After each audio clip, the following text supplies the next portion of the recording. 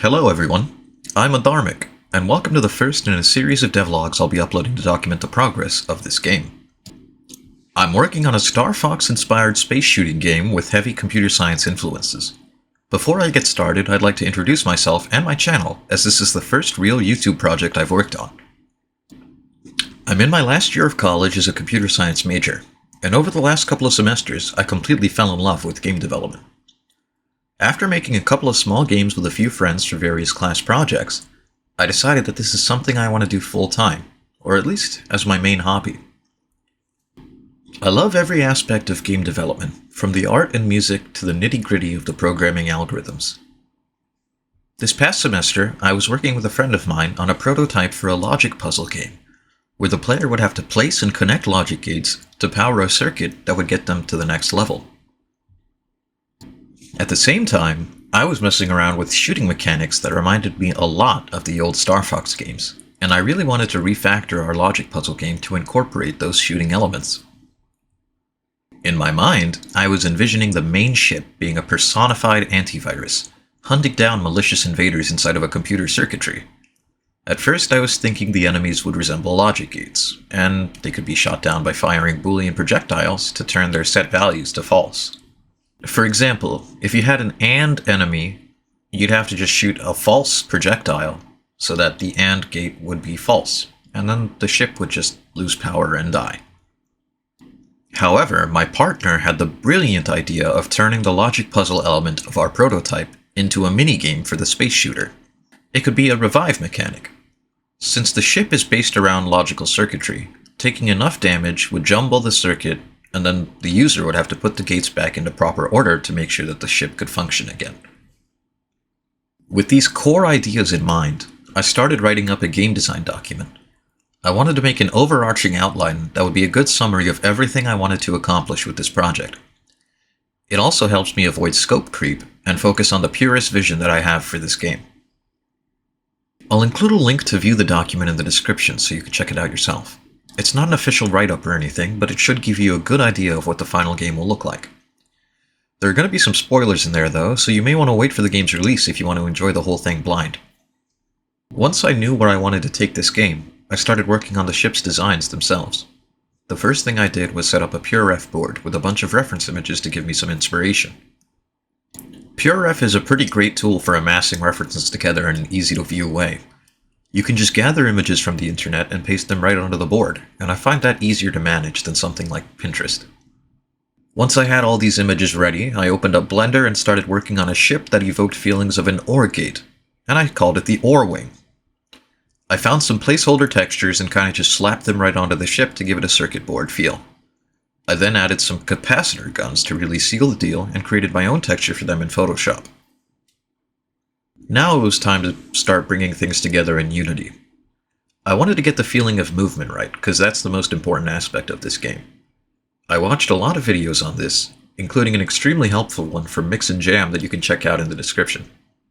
I ended up using a different implementation from him, but his video was still helpful in setting up a dolly track to create a predefined path for the ship. My movement system works in an interesting way. Rather than moving the ship itself, I thought it felt more fluid to move the aim reticle and have the ship body follow that. So I slapped on a raw image that follows the screen position of the aim box. I clamped its movements to be limited by the edges of the screen, and then bam! Movement. I also added some rotation to the ship's body so it would look towards that aim box. I packaged up all of these things into a prefab and set that up to follow a dolly track. Then I wanted to work on the shooting mechanism, so I used two empties to spawn the bullets and set up a quick rigid body script to move them. I wanted to give the bullets some impact, so I created an explosion prefab with some help from this video, that you can also find in the description. I don't think this is going to be the final version, but it was a quick and clean solution that let me see when collisions were actually happening.